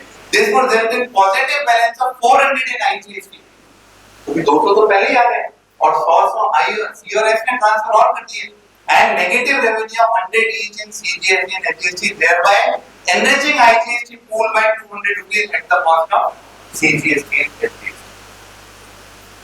तो basically जब हम गलत head में credit ले रहे हैं तो वो रेवेन्यू न्यूट्रल नहीं है, अगर हम तीनों हेड्स को अलग अलग मानते हैं। तो रेवेन्यू न्यूट्रलिटी को अगर प्लीड करना है तो उसके साथ में एक ड्रॉप और आएगा कि सर रेवेन्यू न्यूट्रलिटी ऐसे है कि मैंने तो अपनी क्रेडिट क्लेम कर ली और क्रेडिट क्लेम करके मैंने तो उसके बेस पे ट्रांसफर कर दी। अब ज्यादा से ज्यादा क्या है, अगर आई को पैसा लेना है तो C और S से लेना है, या C और S को लेना है तो I से लेना है, तो मेरे को 16/4 के बियॉन्ड जाकर के आपके इंटरनल सेटलमेंट है, मेरी कोई पंचायत नहीं है इसमें, तो मेरे को आप अलाउ कर दो कि मैं लेकर के और वो रिवर्स कर दूं, ताकि दोनों जगह जो है वो पैसा ट्रांसफर हो जाएगा, और जब पैसा ट्रांसफर हो जाएगा तो in that manner it is revenue neutral. पर जब तक मैं एडिशनल वो क्रेडिट नहीं डालूंगा तब तक सिंपली वो रेवेन्यू न्यूट्रल नहीं होता है, क्योंकि मेरे क्रेडिट क्लेम करने पे और उसको सेटअप करने के बाद में पैसा उठ करके उधर चला जाता है। ये देखिए कुछ ऐसा बात है, दो जने हैं सेंटर और स्टेट। अब दोनों को अपनी पंचायती सुलझानी थी, तो उन्होंने टैक्स पेयर को बोल दिया कि भाई तू जो भरेगा वो सही है। और वो टैक्स पेयर बेचारा खुद से ऊपर नहीं उठ पा रहा, वो इनकी पंचायती के बीच में पड़ जाता है, बेचारा गलती से रिटर्न गलत भर देता है, तो बोलते हैं कि तुमने हमारा पैसा लूज करा दिया, इसलिए तुम जिम्मेदार हो, और तुम जिम्मेदार हो तो तुमसे रिकवर करेंगे, जबकि तक पैसा तो आपके खाते में पड़ा है, तो वापस देंगे, रिवर्स कर लेंगे। तो भाई सीओ ने गलत दे दी तो आई भी तो साथ में दी, तो आई ली थी तो आई में ली थी, तो इसमें उसको रिवर्स कर लेंगे, तो खत्म हो गया। और आपने जैसे बोला था कि इनपुट टैक्स रेट 16 में बेसिकली इनपुट टैक्स क्रेडिट तो लिखा है, क्रेडिट ऑफ सेंट्रल टैक्स थोड़ी लिखा हुआ है 16 में, या एसजीएसटी एक्ट में क्रेडिट ऑफ स्टेट टैक्स थोड़ी लिखा है। जब 192 सर्कुलर जब इनपुट टैक्स क्रेडिट को सीएस और आई के पूल के लिए बात करता है, तो मैं 16 को भी तो पूल की तरह से देखूंगा, और पूल की तरह से देखूंगा तो एक बार मैंने ले लिया, और जब एक बार ले लिया तो 16 कंप्लाई हो गया। अब गलत हेड में अगर ले लिया तो गलत हेड में लेकर के एक जने को नुकसान होता है, तो लेकर के रिवर्स ले लिया तो आपका मैटर सेटल हो जाएगा, मैटर फ्री और आपकी free. So in that manner, section 17 and 18 has to be understood, and the ground of revenue neutrality has to be seen. Merely stating कि मैंने ले लिया और revenue neutral हो गया, तो state बोल देगा तो revenue neutrality को मेरे को नुकसान हो गया, सेंटर बोलेगा था revenue neutrality मेरे को नुकसान होता है, सारा का सारा मेरा आईटीसी के पूरा पड़ा है। और आप सबको ध्यान होगा कि 2022 में जब सर्कुलर आया, उसके बाद से स्टेट कितना पर्टिकुलर हो गया है कि आप परमानेंट रिवर्सल कैसे कर रहे हैं। राजस्थान में तो हुआ क्या कि 2022 में सर्कुलर आया, उससे पहले अच्छा देखिए अब क्या होता है, हम 17(2) पे जाते हैं। 17(2) ये 17(1) हमने पढ़ा, सेक्शन 18 हमने पढ़ा, 17(2) 17(2) का जो प्रोविजन है वो बोलता है कि भाई आधा 17(1) में सेंटर को चला गया, तो आधा जो है वो स्टेट को चला जाएगा। सबसे इंपॉर्टेंट है प्रोविजन, यहाँ पे स्टेट की सबसे बड़ी लड़ाई, provided that where the place of such supply made by any taxable person cannot be determined separately। मतलब मान लीजिए कि मैंने अपने 3B में टैक्स तो भर दिया, पर मैंने है ना 1 में और 3B में उसको जो है 3.1B में मैंने उसको नहीं दिखाया, और नहीं दिखाया और उसके साथ मैंने 1 में भी DHR 1 में भी नहीं दिखाया। The said balance amount shall be apportioned to each of the states and central government in relation to union territory in proportion to the total supplies made by such taxable person to each of such states or union territories as the case may be in the financial year। इसका मतलब है मैंने 3B में ITC तो भर दिया, IGST नहीं, मैंने 3B में IGST का टैक्स तो भर दिया, पर मैंने 3.1B में कुछ भी नहीं डाला। अब उनको पता ही नहीं है कि ये कौन से स्टेट को जाना है, और मैंने DHR 1 में भी क्या करा कि उसको कहीं पे भी नहीं डाला, DHR 1 नहीं भर दिया और बोला सर 1 से क्या फर्क पड़ता है, टैक्स 3 पे भरना है, 3 पे भर दिया ना, अब सारा सेंटर पूछ रहा है पैसा ये सारा ना तो 1 में कुछ दिखाया हुआ है ना 3.1 में कुछ दिखाया है, तो किसको तो बोलते हैं कि सर जितनी आपने स्टेट वाइज सप्लाई दिखाई होगी ना उस रेशियो में देते। अब वो पैसा अगर सही से जाता तो पूरा राजस्थान को आना था, और उसने वो दिखाया नहीं, अब उसे 4 और स्टेट को करीब राजस्थान को दिखाया तो चारों में डिस्ट्रीब्यूट हो जाएगा, राजस्थान को कुछ भी नहीं मिलेगा। फिर उसके बाद provided further that whether taxable person making such supply is not identified, और taxable person की आइडेंटिफाई बनी है, the said balance amount shall be apportioned to all states and central government in proportion to amount collected as state tax as the case may be, or union tax। जो पे वो उनको taxable person ही identify नहीं हो रहा है, तो वहाँ पे सारे पूरे भारत के स्टेट को डिस्ट्रीब्यूट। अब इस पूरे खंडारे में आपको कहीं पे दिखा कि आपके कुएं में क्रेडिट के क्यूएस का आइटम सबसे ज्यादा। मान लीजिए मेरे पास आईटीसी क्रेडिट आई, उसमें मेरे सप्लायर ने गलती से वेस्ट बंगाल दिखा दिया। अब इसको थोड़ा समझिएगा सर, क्योंकि अब हम ऐसे पॉइंट पे जा रहे हैं जो हम रेगुलरली देखते हैं जहाँ पे मेरी गलती नहीं होती, मेरे सप्लायर की गलती है। ये पूरा 17-18 महीना उस पूरे अंडरस्टैंडिंग को चेंज कर देगा। मेरे 2A में क्रेडिट आई वेस्ट बंगाल की, मैं राजस्थान में रजिस्टर्ड हूँ 10 लाख, मैंने अपने 3B में उस क्रेडिट को प्लेस किया। क्या 17-18 में 2A का कोई जिक्र है कि 2A में POS कहां पे आएगी तो क्रेडिट मिलेगा तो ट्रांसफर होगा? 17-18 क्या बोल रहे हैं, जब आपने ITC 3B में क्लेम कर ली तो अगर वो B2C है या सेक्शन 10 है या परमानेंट रिवर्सल है तो उसमें चली जाएगी, और नहीं है तीनों में कुछ भी नहीं है, तो जब आप उसको एडजस्ट करोगे सीओएस में, तो जो जगह एडजस्ट होगी वो स्टेट को चली जाएगी। तो मेरे हाँ 72A नहीं कह रहा है कि सीओएस आपको लिखना है। ये तो सर ये वाला है 17(1)(a), तो 17(2)(a) तब लगेगा जब 1A के प्रोविजन लगेंगे 1A में। हाँ, तो मान लो अगर कोई ब्लॉक क्रेडिट आ रहा है, ब्लॉक क्रेडिट की बात ही नहीं कर रहा मैं तो अपने जेन्युइन क्रेडिट जिसके लिए मैं एलिजिबल हूं, और मेरे सप्लायर ने उसकी पीओएस कोई दूसरे स्टेट में दिखा दी, तो उसकी बात। तो अब मेरे सप्लायर ने कोई भी क्रेडिट किसी भी स्टेट की, राजस्थान छोड़ के कोई भी दिखा दे, मैं राजस्थान में रजिस्टर्ड हूं, और वो आईजीएसटी की प्लेस ऑफ सप्लाई को कुछ भी दिखा देता है, और मैं उसको राजस्थान में क्लेम कर लेता हूं, और मैं राजस्थान के एसडीएसटी में उसको एड्रेस कर देता हूं, तो मेरा सेटलमेंट 2A से नहीं चल रहा है, मेरा सेटलमेंट किससे चल रहा है? 2A सिर्फ और सिर्फ एक इंडिकेशन है कि मैं एंटाइटल्ड हूं या नहीं। 2A is not relevant at all for settlement purpose. Settlement purpose के लिए relevant है मेरा 3B, और 3B में जो सेटअप कर रहा हूँ, इसीलिए आपको ध्यान है 27 दिसंबर 2023 को 22 को सर्कुलर आया था कि आपकी अगर आप कुरियर माल करते हो और उसमें अदर टेरिटरी की पीओएस है, तो भी एक्सपोर्टर को क्रेडिट मिलेगी। वो क्यों मिलेगी? वो कोई बहुत बड़ा कोई कानून का इंटरप्रिटेशन नहीं था, वो सिर्फ इतना था कि 2A में कुछ भी दिखाता हूँ, अल्टीमेटली वो जब 3B में ली जाएगी और 3B में उसको बताया जाएगा कि परमानेंट रिवर्सल है या मैं सीओएलएस में सेटअप कर रहा हूँ, तो सेटलमेंट तो कैसी हो। इसलिए वो सर्कुलर जो दिसंबर 2022 में आया था कि भाई एक्सपोर्टर जैसे हमारे वो कुरियर से एक्सपोर्ट करता था यूएस, तो 12(8) का जो प्रोविजो आया था जिसमें बोला था कि भाई अगर recipient of supply dollar India में है पर वो डेस्टिनेशन बाहर है, तो आपको अदर टेरिटरी का पीओएस लगाना पड़ेगा। अब मेरे 2A में वो अदर टेरिटरी में क्रेडिट आती थी 15,000 रुपए, तो डिपार्टमेंट बोलता था अदर टेरिटरी राजस्थान की क्रेडिट नहीं देंगे, तो फिर वो सर्कुलर आया कि नहीं कोई फर्क नहीं पड़ता है, अदर टेरिटरी का आपको क्रेडिट दो, वो क्रेडिट क्यों दो? वो क्रेडिट इसलिए दो क्योंकि 2A is not governed, ultimately what has been governed is my 3B and its settlement।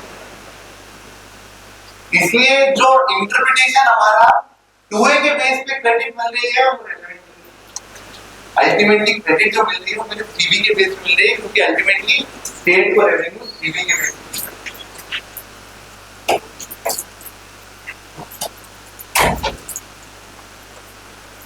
तो दिस इज सेक्शन 17 एंड 18। हमारे पास प्रैक्टिकली एक केस आया था जिसमें उन्होंने डीआरसी जो है 1,60,00,000 का मध्य प्रदेश का था, उन्होंने डीआरसी में प्लेस ऑफ सप्लाई राजस्थान, अब प्लेस ऑफ सप्लाई राजस्थान कर दिया, तो उन्होंने बोला कि नहीं सर ये तो हम आपको कैसे दे सकते हैं डीआरसी आप तो दूसरे स्टेट में, आप इसको सेक्शन 17 और 18 से पढ़िएगा। डीआरसी में प्लेस ऑफ सप्लाई गलत किसी से कोई डीआरसी 03 में, क्योंकि अल्टीमेटली मेरा सेटलमेंट वो कौन सी क्रेडिट में जाके यूज हो रहा है या कौन सी लायबिलिटी में जाके यूज हो रहा है उस पर डिपेंड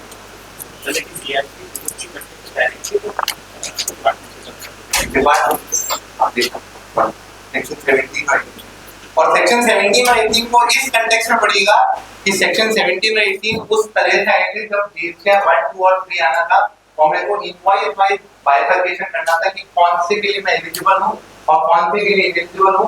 इसलिए कभी ऐसा इंतजार ही नहीं करा गया कि मैं 2A के बियॉन्ड जाके कोई क्रेडिट दे सकता हूं। उन्होंने यही सोचा था कि 2 में जितनी इनवॉइस आएंगी मैक्सिमम क्रेडिट उतनी आएगी, और उसे तो कभी माना ही नहीं कि 4A5 में आपके 2A में 10 लाख आते तो 4A5 में 20 लाख ले। इसलिए आप जब 17 और 18 पढ़ेंगे तो 1, 2 और 3 के रिस्पेक्ट में पढ़ेगा, क्योंकि उन्होंने 3B के रिस्पेक्ट में उसको समझ में किया ही नहीं, और वो उसी हिसाब से सेटलमेंट कर रहे हैं। थोड़ा थोड़ा स्टेट समझ रहा है, इसलिए वो अपने रेवेन्यू के लिए लेके कर रहा है। अभी जैसे राजस्थान का आपको एग्जांपल देता हूं, जब ये सर्कुलर आया था 2022 था, उससे पहले क्या था कि कई लोगों ने क्रेडिट को रिवर्सल कर दिया था 4B और 4B, तो उन्होंने रिवर्सल कर दिया, तो रिवर्सल कर दिया रिवर्सल क्या, पहले तो क्या करते थे 100 रुपए की क्रेडिट आती थी तो 70 ही क्लेम करते थे, 30 ये मानते थे क्या है तो हमारी है ही इफेक्टिवली वो 30 रुपए जो है वो 17(2) के हिसाब से सारे स्टेट में जो भी जो सप्लायर दिखाता था अपने वन में उस हिसाब से बढ़ जाते थे। अब जैसे ही सर्कुलर आया तो स्टेट को था और यार हमने परमानेंट रिवर्सल में डाला नहीं, तो उन्होंने क्या किया पिछले 3 साल के जितने शॉर्ट क्लेम रेट हुए वो सब रिक्लेम करा के परमानेंट रिवर्सल वो हो गया। तो सेंटर ने बोला आईपीएससी में सारा पहले तुमको दे चुके हैं, तुम उसी क्रेडिट को वापस लेके दे दो, तो ये तो नेगेटिव बैलेंस आएगा। तो राजस्थान से एज पर सर कितना सही कितना जो है अनऑफिशियली मैं बोल रहा हूं, तो सर करीब 500 से 700 करोड़ का नेगेटिव बैलेंस था आईपीएससी, क्योंकि वो पहले भी ले चुके थे और परमानेंट रिवर्सल करके दूसरी बार नहीं ले गया। तो सेक्शन 17 और 18 को थोड़ा सा देख करके फिर उस क्वेरी को लेंगे, क्वेरी को डिस्कस करें। अब अगर उसमें क्या ग्राउंड्स रहेंगे तो section 61(3) 30 days of rectification period अगर विद इन 16(4) के टाइम पीरियड में, सेक्शन 17 और 18 ऑफ आईजीएसटी एक्ट 17 18 को सिर्फ इस में मत देखें, उसको उसमें भी देखें कि आपके 2A में पीओए में गलत है वो है, तो उस पे इफेक्ट कुछ नहीं पड़ने वाला। और आप भी अगर 170 नंबर सर्कुलर देखेंगे तो 4D2 में कौन सी सप्लाई इनएलिजिबल आ रही है, वो जो इंटर स्टेट सप्लाई है और जिसका पीओएस मेरा स्टेट है, इंटर स्टेट सप्लाई को वो इनएलिजिबल नहीं मानता, क्योंकि इंटर स्टेट सप्लाई तो उससे गवर्न नहीं होती, वो तो जहां प्लेस कर रहा है उससे गवर्न होती है।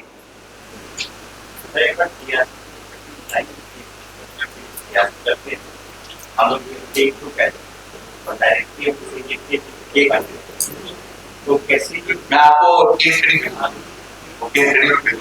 आप उसमें देखेंगे ना तो क्योंकि अभी क्या कैलकुलेशन पार्ट बहुत ज्यादा हो गया, और कैलकुलेशन ज्यादा तक तो पहले ये 4 केस स्टडीज की करते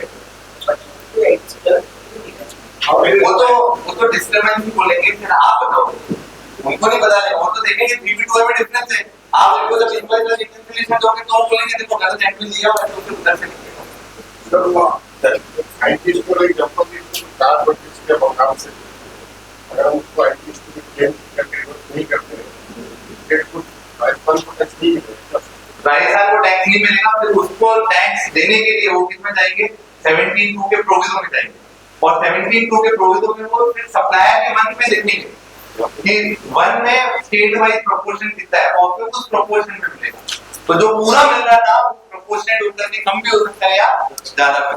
और एक सेल्स का कैसे होता है, सेस तो सर वो तो सेंट्रल गवर्नमेंट है, वो तो स्टेट का पर बोलेंगे, फिर स्टेट को एक्सेप्ट करना है कि आप उसको लेके प्रॉपर वो तो स्टेट तो बोलते हैं आपको तो बता दिया कि 4B1 में रिवर्स होना चाहिए, तो वो तो रिवर्स होना चाहिए। टेम्परेरी रिवर्सल इसलिए सर क्योंकि देखिए हम वापस आते हैं 3.1B में डालूंगा तो स्टेट को रेवेन्यू मिलेगा, 4B1 में डालूंगा तो स्टेट को रेवेन्यू, 4B2 में डालूंगा ना तो वो सेंटर के पूर्व में पड़ा है, तो वो जब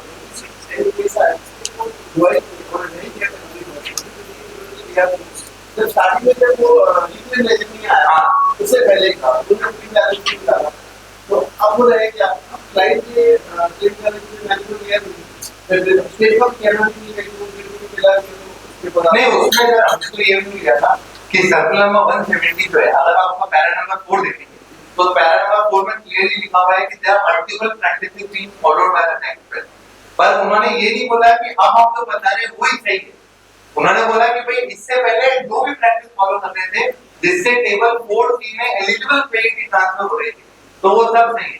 तो जहाँ पे आपके जैसा है ना वैसे हमारे पास भी है, तो हमने बोला कि सर वो नहीं कर सकते क्योंकि 16,000 की टाइम जा चुकी है और जब मैं लेकर के रिवर्सल दूंगा तो सेंट्रल जीएसटी वालों क्या मतलब है कौन सी लेके रिवर्स करनी है, तो ये मानेगा कि मैंने इसी साल की ज्यादा लेकर के रिवर्स तो फिर हमने नहीं करी उसको फिर आगे का सेक्शन 35 में डिस्कशन कैसा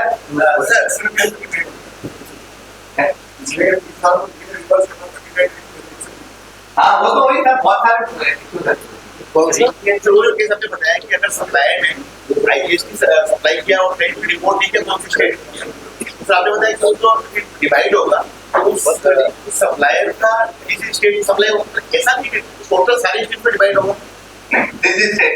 अगर सप्लायर ही डिटरमाइन नहीं हो पा रहा कि कौन सप्लायर है तो फिर वो सारे स्टेट में नहीं तो सप्लायर शेष के केस में एक नीड वाइज पेनल्टी है वो उस पे मैंने इंग्लिश के उसको उसमें कोई सेफ मिला तो वो हम जाए कि आप इसका पेंडिंग वो तो सर आपके कैलकाटा हाईकोर्ट के जजमेंट है एनुअल में सही कर दिया तो अभी लेटेस्ट आया है एनुअल में थोड़ी सही नहीं हां एनुअल का तो हां तो कैलकाटा हाईकोर्ट हम भी उसकी अर्जी लाए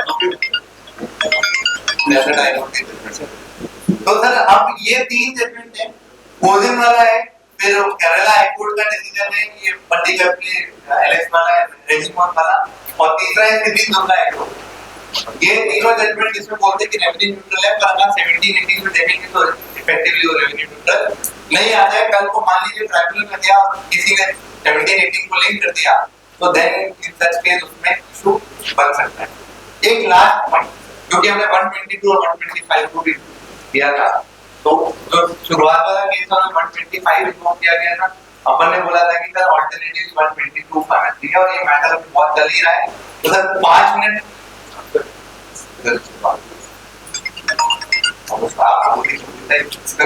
ठीक है सर तो 122 और 125 छोटा सा चीज है एक बेसिक लॉ का मैकेनिज्म है कि जिस भी सेक्शन में किसी ऑफिसर को पावर देती है वहां पे उन्होंने प्रॉपर ऑफिसर वर्ड लिखा होगा अगर आप सेक्शन 123 देखेंगे तो वहां पे प्रॉपर ऑफिसर बी डायरेक्ट लिखा हुआ है सेक्शन 127 देखेंगे तो where the proper officer is also लिखा हुआ है और जहां पे प्रॉपर ऑफिसर लिखा हुआ है वहां पे सर्कुलर नंबर 3 ऑफ 2017 में बताया हुआ है कि उसके लिए प्रॉपर ऑफिसर कौन होगा तो अब सेक्शन 122 और 125 अगर देखते हैं तो इन दोनों सेक्शन में प्रॉपर ऑफिसर का कोई रेफरेंस नहीं देता आप देखेंगे 125 में any person who contravenes any of the provisions this act और any rules made therein or with no penalty separately provided for in this act shall be liable to penalty which may extend to 25,000 rupees no reference to proper officer 122 में भी proper officer reference नहीं है तो जब भी penalty के ground आते हैं तो अभी ग्राउंड आने लगे कि सर 122 के लिए कोई प्रॉपर ऑफिसर नहीं है दूसरा ग्राउंड आता है कि सर 122 के लिए प्रॉपर ऑफिसर नहीं है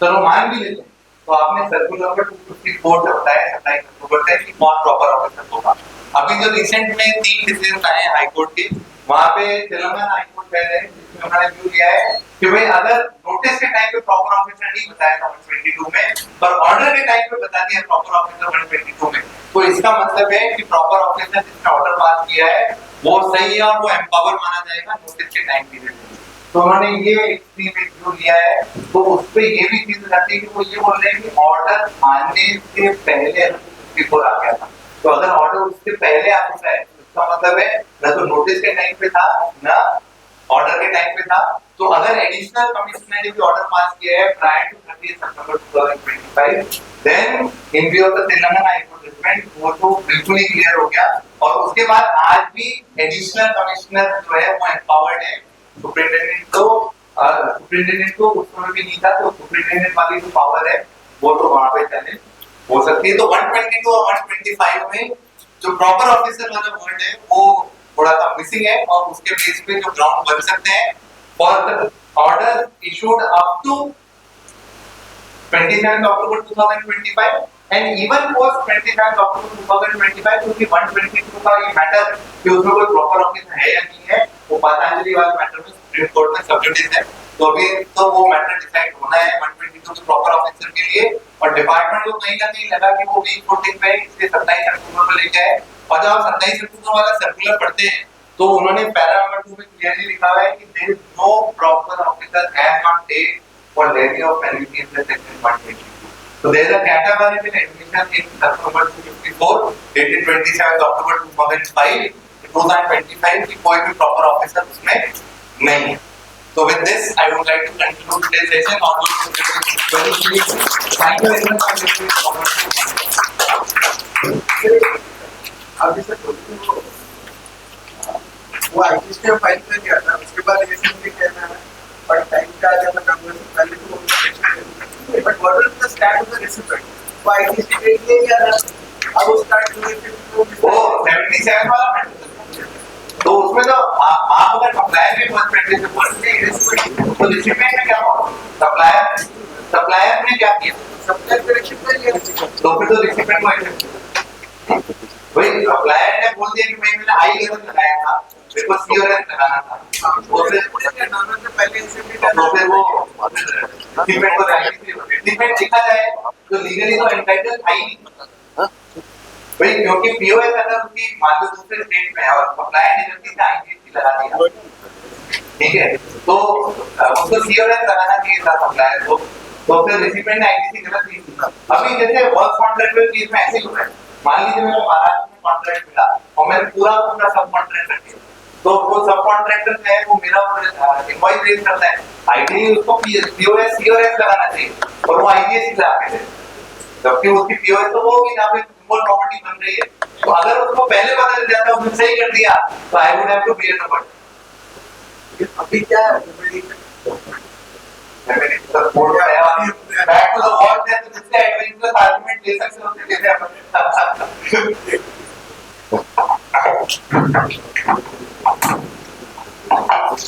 thank you doctor.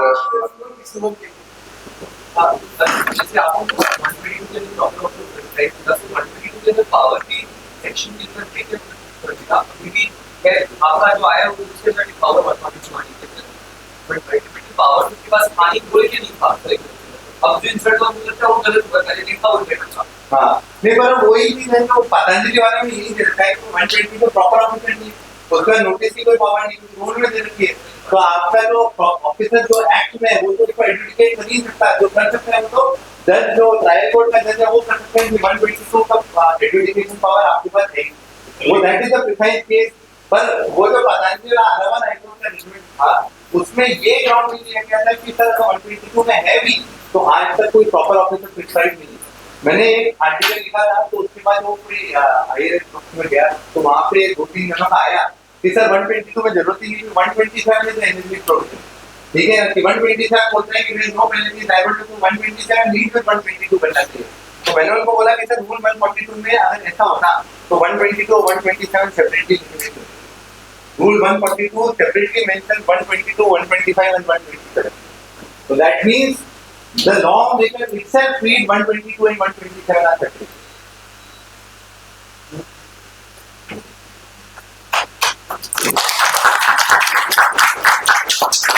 So the clap before the vote of thanks itself says the kind of session that you have taken in such a short period of time. The best part that you justified what we wanted from you to hear. We had given a case study and you have fully stick on the respective case study, and for that matter we thank you sir for taking such a wonderful session. You have opened a new plethora of entire park was very few of us actually concentrate on this 17 and 18 of the IGST Act. So we have to read the entire Act with this 17 and 18. I believe for those who are already well versed with 17 and 18, that's a separate issue. But otherwise, it is truly a new era in which you have thrown us in the GST Act. So for that matter. नहीं ना वो मैं बोलता हूँ कि ये तो मैं बोलता हूँ कि आपकी इंटेलिजेंस थी कि आपने ऐसी क्वेरी बना दी जिसको इतने सारे जो सामने सिंपल सी लगती है वो जब अंदर जाते हैं तो उसमें बहुत सारी इश्यूज ऐसे आते हैं जो कभी थॉट अपॉन यार सोचे नहीं गए। Thank you.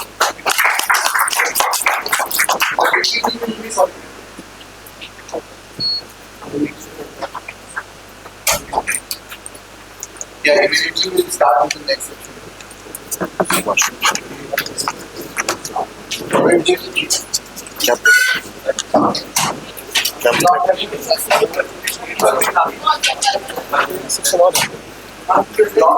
Break right now and immediately we are going to start with the next session.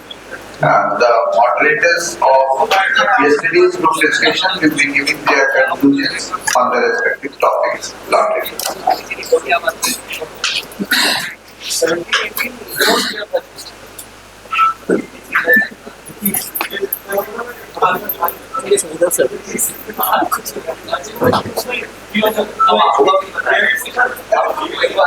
साढ़े 12